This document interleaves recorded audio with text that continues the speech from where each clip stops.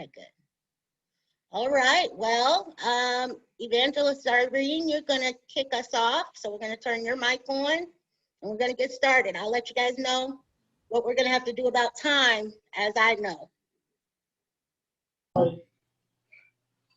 Welcome to the Political Healer Workshop. Good afternoon. My name is Evangelist Irene. I like to give glory to God of Abraham, Isaac, and Jacob, as I share with everyone a healing story that took place in my life. I once went blind.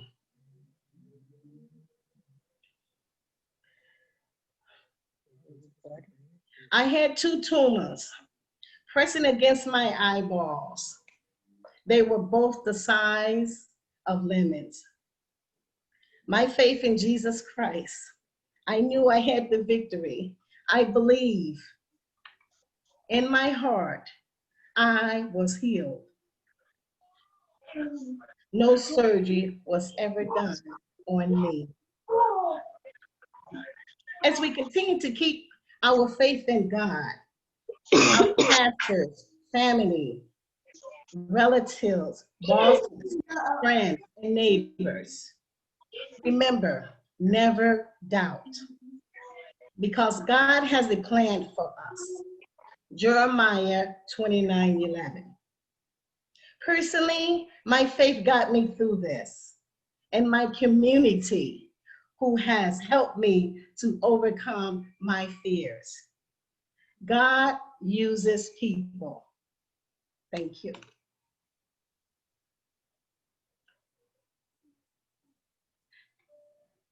We're going to ground ourselves in a song that will bring us together and really ground us in this experience. Yes. Okay. We invite you to help us to demonstrate the power that resides in the intersection of healing and political engagement. Please listen to the following song and reflect on the lyrics.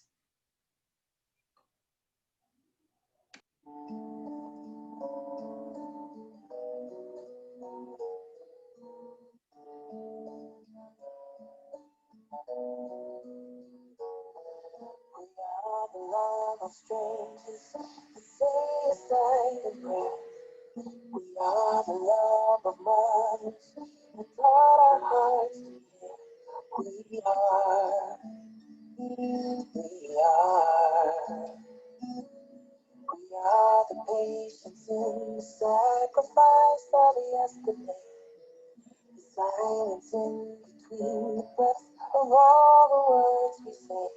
We are, we are.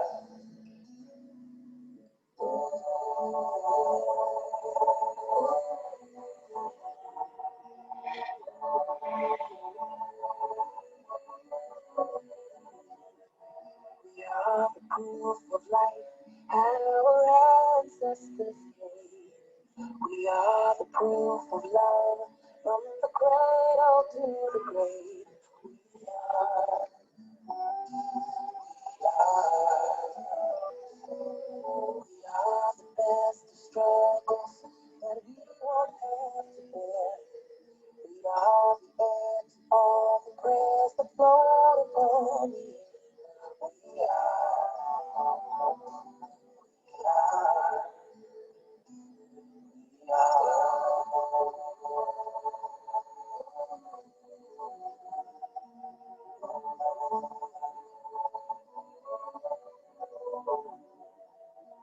are the freedom children that we never know our names. We are the peace, the people that won't bow their heads in shame. We are, we are. We walk upon the earth, we knock on heaven's door. We are the light that beams along the deepest ocean floor. We are, we are, we are.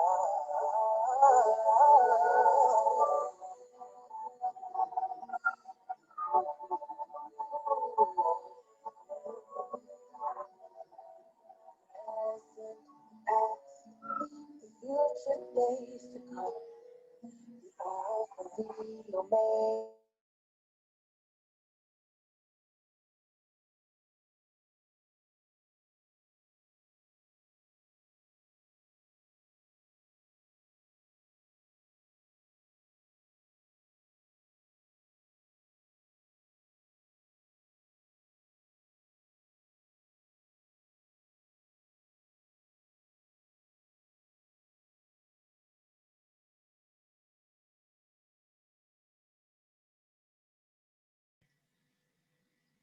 If there are those of us on this call that need translation, please dial this number.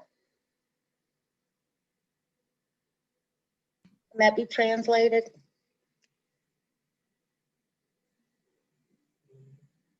To our translator.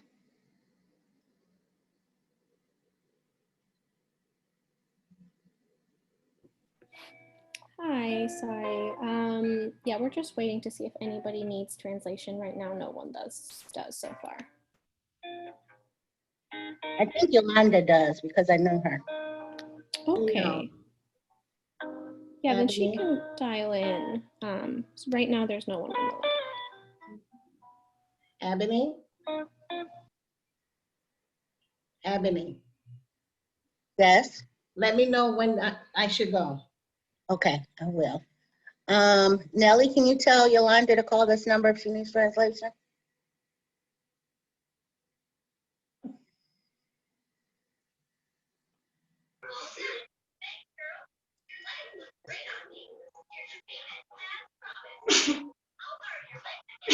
Uh-oh.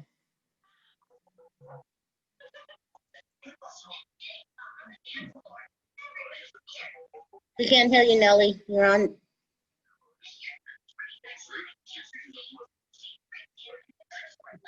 mute.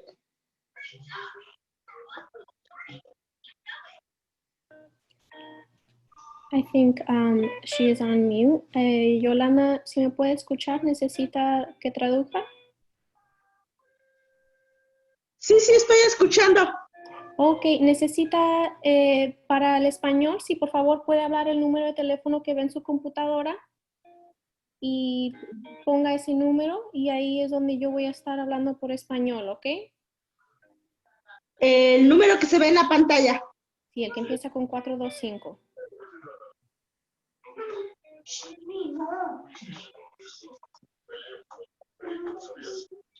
Y después le va a pedir el segundo número y puede poner ese y ya con eso entonces yo voy a estar hablando por español en el teléfono.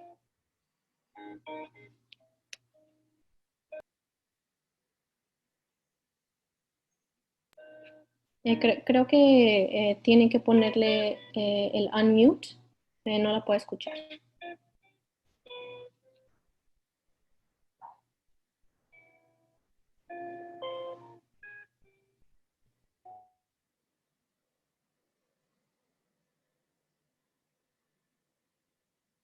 Okay, Evangelist, I think we can go on. Thank you. We are the upfront and the behind the scene people who anchor our work to the grassroots values of our communities, our tribes, and our kinfolks. We are the voices who carry out in anger and horror at the Travis bestow upon our people. We are the caregivers, the nurturers, the healers, the providers, the inspiration, the song, the laughter, the joy in the fair city of our work. As a political healer, we use righteous to change the conversation and to reach people in a new way beyond policy and tactic. Our work is around 4 pillars of leadership: sharing our stories, healing our pain, politicizing of our experience, and taking restorative community action. We plan to exercise all 4 of our pillars today with you. Let's take a moment to look at our agenda for the day so that we can fully appreciate the possibility of our time together. Please give a thumbs up if you commit to be a respecter of each person, as well as the thoughts and time. Let us lift up an important thoughts and notion of the chat. And if we are sharing verbally, to not speak beyond 90 seconds at a time. Thank you for your agreement. Our next healer to share will be Nellie. Thank you.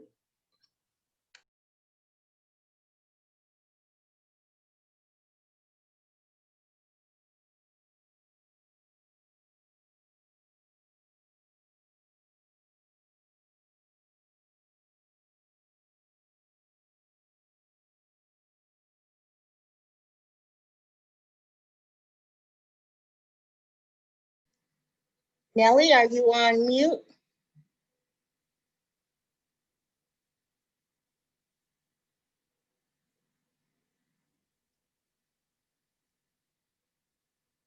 It appears you are on mute.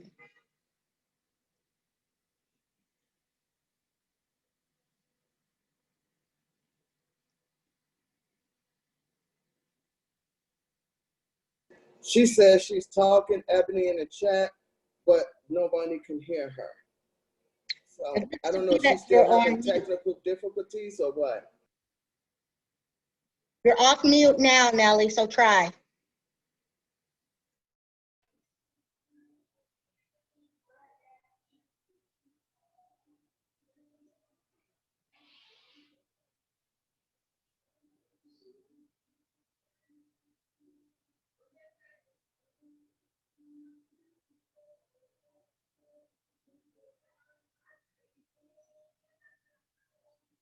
Ebony, you're on mute.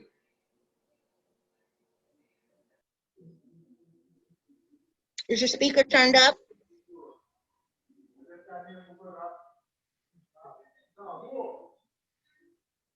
Okay. Can we move on to Marjorie and try coming back to you, Nellie? Is that okay? You're on mute now. I can see your microphone is off right now, Nellie.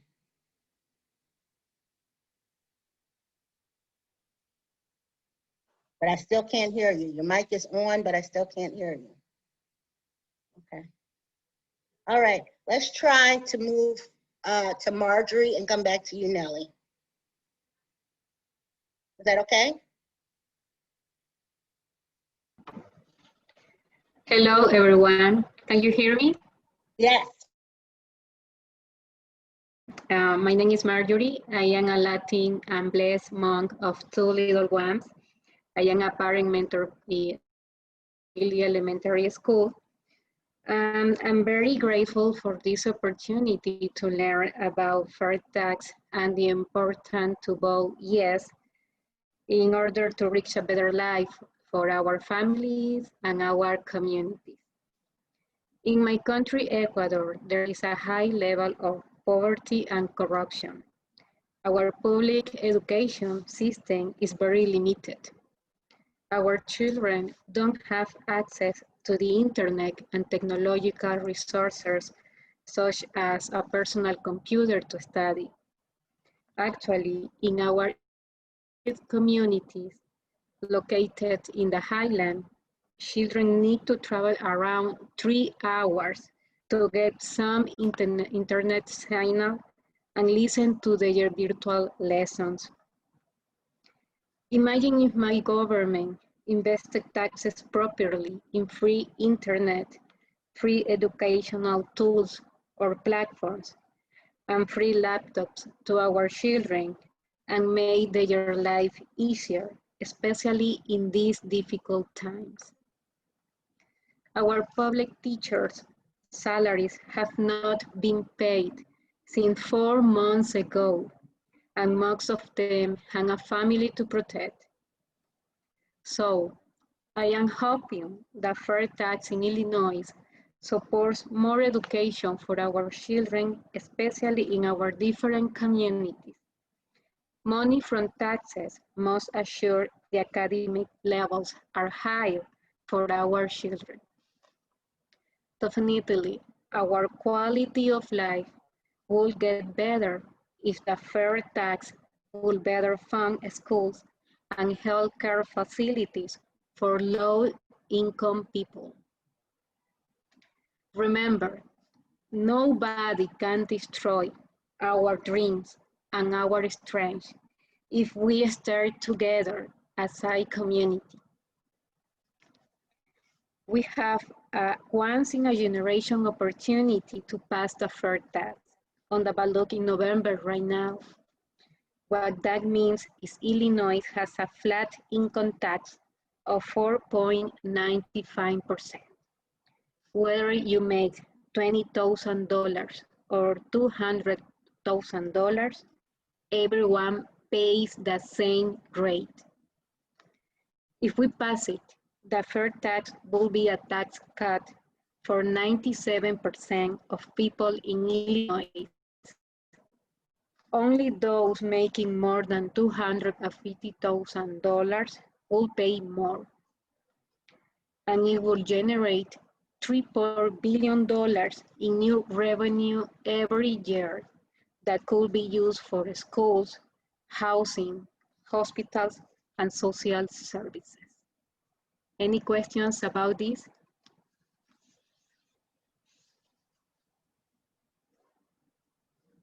What feels exciting about this? Is there anyone on this call who's never heard of the fair tax and just wants to just have a clarifying question or? Hi, I have a clarifying question. I understand the tax and learning about it for the first time today, so I appreciate it.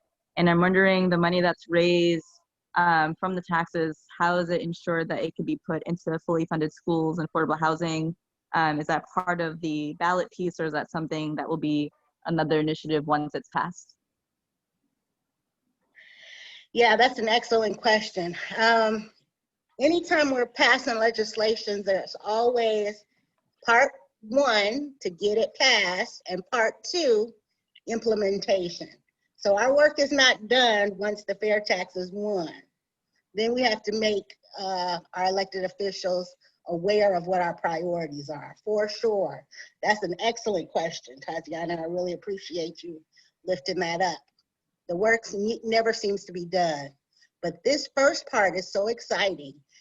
It's been years of organizing just to get this measure put on the ballot. There are so many rich people in Illinois that want this fair tax to go away. They want people to be confused about it and vote no on it. So I think it's our responsibility to talk to as many community members as possible, make sure that when they go and vote, don't just vote for president and walk away. Look for this measure on the ballot. Make sure, no matter what the wording says, to vote yes on it, because the millionaires and billionaires in the state are gonna fight us every step of the way. They're gonna start funding ads that are confusing, and a lot of folks are already disheartened and don't wanna vote. So I think this measure might get some people to turn out who are not excited about the presidential election. Any other thoughts? This is a good time to share ideas and thoughts around the fair tax. Hi, everyone. I'm just speaking for Yolanda here. She's wondering if somebody could explain in short terms what the fair tax is.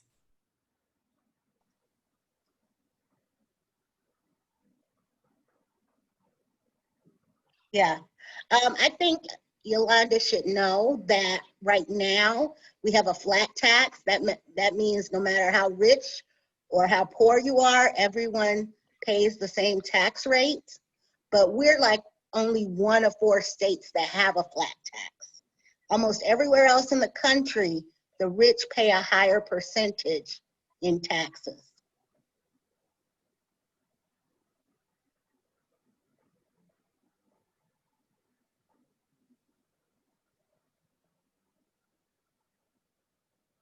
Thank you. No problem. No problem. The rich can afford a higher percentage in taxes. That's less of a burden on them than it would be if our tax rate was raised. And what working folks need to understand is this measure will not affect them unless they make more than $250,000 a year. And that's individuals, not households. Okay? Any other questions, concerns?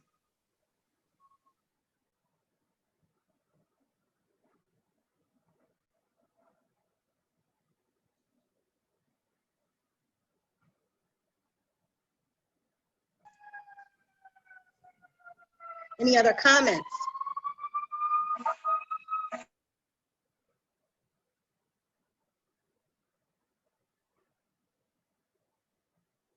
So for more information, I share some resources, important resources for fair tax in the chat. Thanks for your attention. Our next speaker is my fellow parent mentor program sister, Bridget.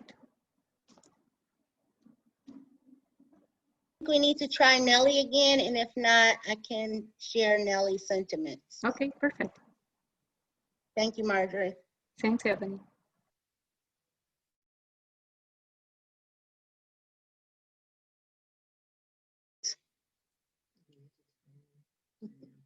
You're on mute, Nellie.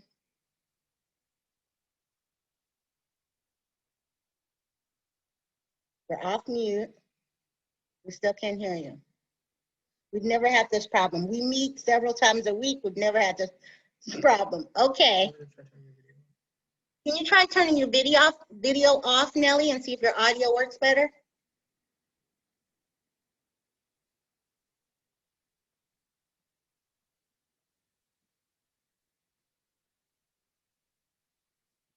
We still can't hear you, Nellie. All right, I'm going to read your speech if that's okay.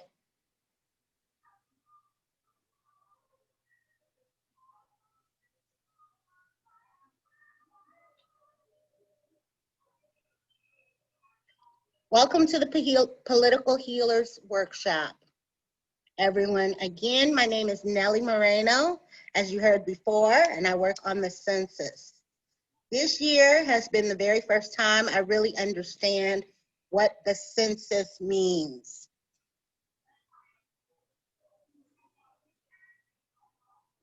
And how it affects our communities and families. The census means thousands of dollars for every person counted, as well as how much representation we get in Congress. I have been very fortunate to be on board with One Northside and make sure people in our communities get counted. I had the pleasure to hear stories from families, especially undocumented families, and their fears of ICE and deportation associated with the census. I reassure them that yes, yes, yes, you can do the census. Your information is safe, and it doesn't matter what your status in the US is, what race or what language you speak. We all deserve to have a say, and we all must be counted. It is very important to us, to our children and their children. If you are hearing others discourage you, don't let them. If we do, we miss out with our families, our communities, and our futures. They take all the money that could support our schools, hospitals, and social service agencies and transfer it to other communities that complete the census. The Census Bureau keeps our personal information completely confidential for 72 years. These records have helped families learn more about their ancestors, where they are born, where they lived, when, and with whom with, and how they were related, especially helpful to descendants of enslaved people. The census is our legacy for future generations to let them know we were here. But every decade, renters, rural communities, people of color, and poorer folks are least likely to do the census. This is the first decade that everyone can respond to the census online, or by phone. And the Census Bureau has hired people to go door to door to ensure everyone is counted. But so far, 1 out of 5 households have not yet been counted. And just recently, the Census Bureau announced they would cut short the door-to-door follow-up, doing only 6 weeks of door knocking instead of 10. That means this year, for the first time, we run the risk of everyone not being counted. Go to my2020census.gov. Only 10 minutes can secure your funding, legacy, and so much more for our children and our children's children. Share the 2020 census with your friends and family and make sure they are counted. If you have already completed the census, thank you. Make sure others have completed their census as well. Again, my name is Nellie. If there are any questions or information about the information I just shared, feel free to ask right now. And I'm also willing to assist you with completing the census. Please call me and we can fill it out together. My number is, and I'm gonna put it in the chat. Are there any questions about the census or any concerns or comments? I have a question for you, Ebony. Since a lot of people have problems or afraid of filling out the census, could you explain to me a little bit how personal it could be or how important it can be to me and my family? Absolutely. I think people just don't realize what a great history and legacy, especially Black folks in particular, have with the census. And, you know, we're able to trace our history back to slavery. I was telling some folks recently that I didn't know that my son's name was a family name, but it is. And it's because of the census that I know that, because a lot of our ancestors are no longer here with us, but there's a record that they were here, you know? And so it's important. We don't know what kind of record keeping will be kept in the future, but we know the census will be here. And so I also learned today in that bigger plenary that each person is $1,400 per year. So that means the next 10 years. We will not have this opportunity again until 2030. And if we don't count all the people in our community, they are gonna cut programs associated with the people who need the most. There are people out there every day trying to count the homeless, because we wanna make sure that the homeless have funding in our community. We need undocumented folks to report on the census, because we need to know that there are so many people in our community. We need to be represented by the right amount of elected officials. Every single person counts. If we don't know how many children are in our community, then we don't know how many after-school programs need to be offered, right? We don't know how many mental health services need to be offered for families and with children. So it's important for us to do this. Where does the money go? So just like the fair tax, census money is spent on the public good. Schools, services, hospitals.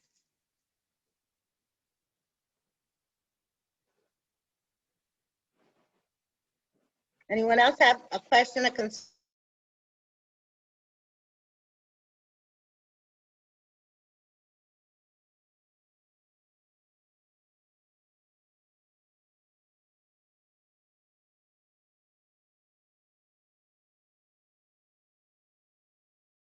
You're muted, Ebony. So Nellie's number is in the chat. Please take it down. She is so willing to assist any individual who's interested in filling out the census. It's very easy. And the next part of our conversation that Bridget is going to lift up is, how do we talk to folks about these very important initiatives? Bridget, can you take it from here? Sure. Mic check, mic check. Can you hear me clearly? Hello?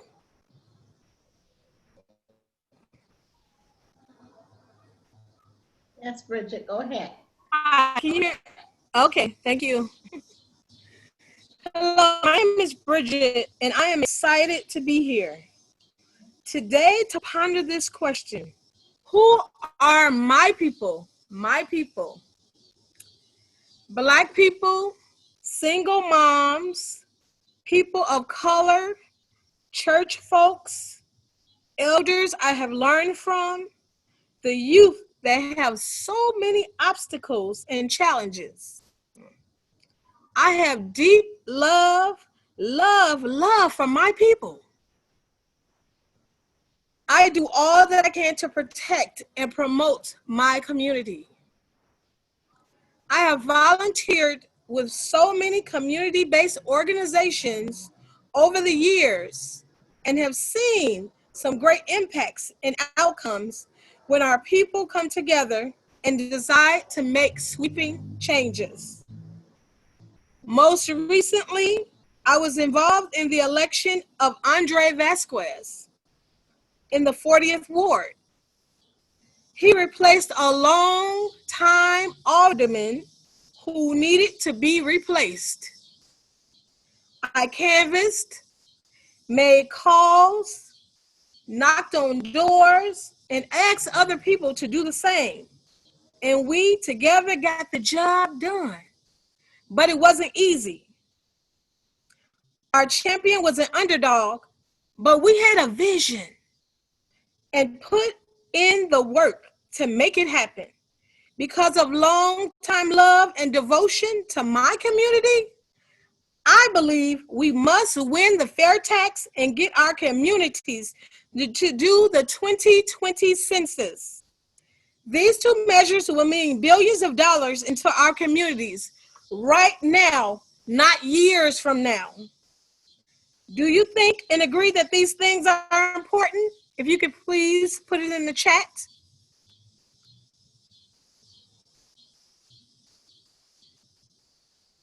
What long-term changes do you think this money can make? If you can please also document that in the chat as well. Thank you. Can you give examples of some of the things that you think the money will help?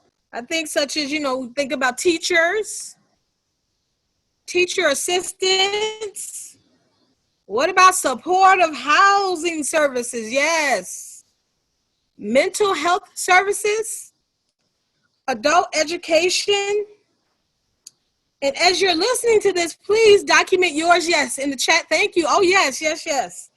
Please also document yours as well. If you could think of some of the ones, that, that you can think of. Job placement, summer youth jobs, after school programs for kindergarten through 12th graders. Yes, yes, yes. And please continue to, as you think about it, please continue to document in the chat what we can use these monies for. We heard earlier that the communities who are most in need are least likely to vote or fill out the 2020 census.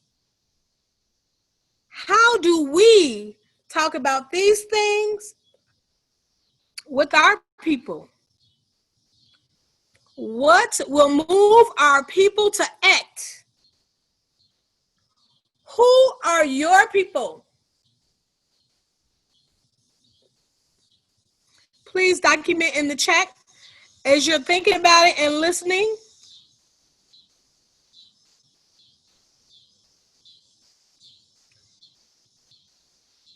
Thank you. Think about who your people are and who you can talk to about doing the 2020 census. As they mentioned earlier, we only have 17 days left. September 30th, 2020 is the last day, is the cutoff. So please, reach out to your community, reach out to your family, to your friends, to your neighbors, and have them to do the 2020 census and also to mark off on the ballot the fair tax. Thank you. Yeah.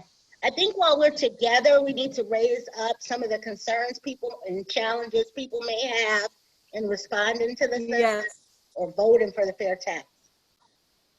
Okay, great. So, you know, Yolanda had a question about the government using your information to deport you if you fill out the census. That is not true information. We need to make sure that people know that their information is private for 72 years. It's a different government agency that handles the census, that's far removed from ICE, and that when people are afraid to act, that only helps those that don't care about us.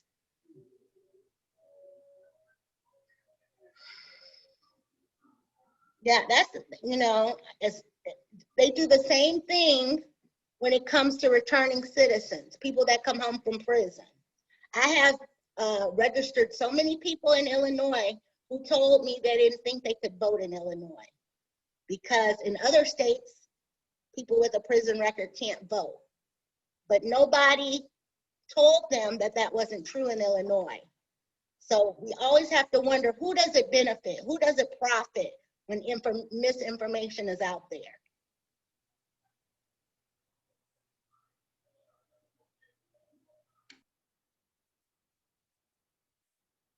Anyone else have something to add about this? What other concerns could people present that we can try to work out together? Because we need to contact people on behalf of these two initiatives if we want to win this money for our community. Both of them represent a lot of money for our community. What do we think people will say to us once we reach out to them about this? When would it take effect? Yeah, when will it take effect? That's a good question. With both initiatives, almost immediately, right? Yes. You know, with the census, that money would roll out over 10 years, but it would start rolling out almost immediately.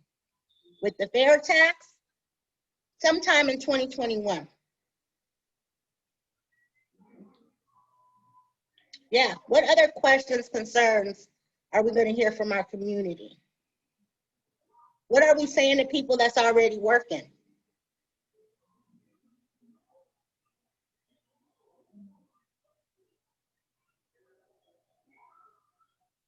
Feel free to turn off your mic and turn on your mic and start communicating.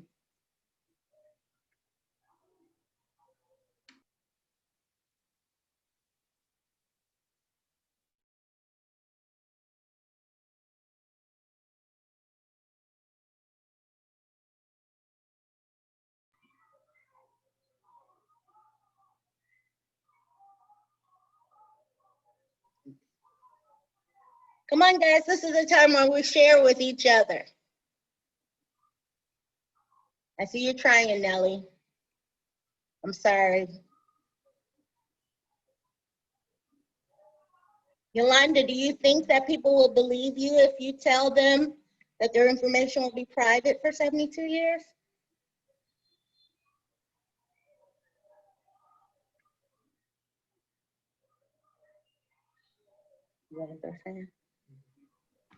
Ebony, that is true. Some people are afraid because of that. They say that their information will reveal to ICE, so they don't want to vote because they think that their private information is not private. So I have heard a lot of that in my community, Ecuadorian community, because my husband works in the consulate of our country. So he always tells me that people is very scared, is very afraid of that. But I think maybe we could, I don't know, it's important that people know that information is really private, and ICE will not knock their door just for vote. Yolanda shared that her friend is the one who was afraid that her information wouldn't be private. Yolanda let her know that it would be private and that it was different, but her friend just didn't believe her. I believe her friend's husband might have a record or something, and they're worried that then they will come for him. So they did not believe what Yolanda was saying.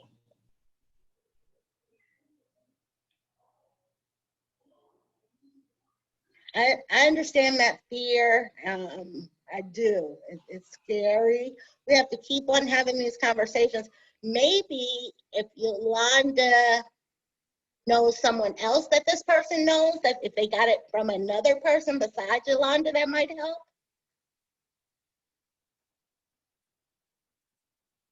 It only takes one person from each household to report the census, to report on the census. So, I mean, there's a lot of Black folks that are not filling out the census.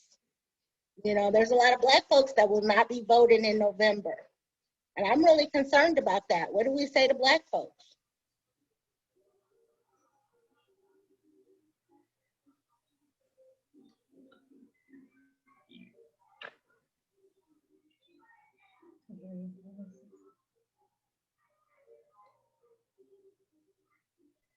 Okay. We're very close to getting back to our big workshop. I want you all to continue to think about these ideas and feel free to communicate with me. Virginia, Nora, and Tatiana, I hope that you'll reach out to me. I'm going to put my information in the chat.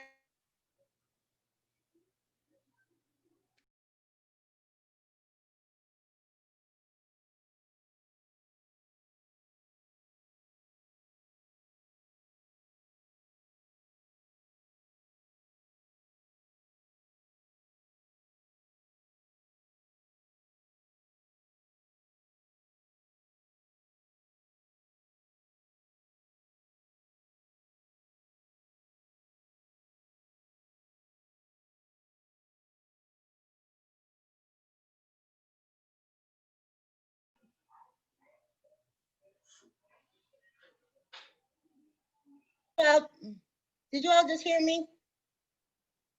We have to reach out to community members. Each one of us needs to reach out to 5 people and get a commitment from those 5 people to reach out to 5 people. We have to win this money for our communities. Yes. Things are worse than ever with COVID, and they're not getting any better on their own. This is a hope. This is a hope. This is a real thing that we can do for our community going into the next year. We're about to leave this small workshop and go back into the plenary. I'm going to put my information in the chat for those of you who don't know it.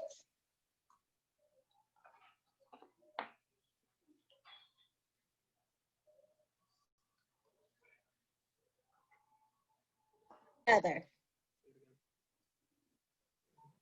We have 1 minute left together. My phone number is 773-972-6794. I'm willing to talk about this any further with anybody who's interested in talking about this.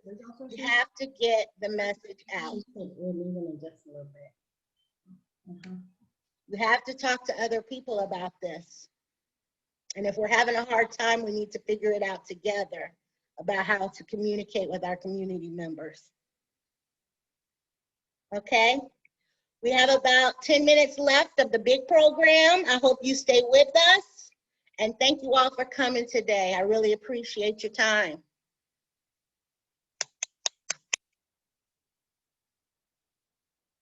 5, 4, 3, 2,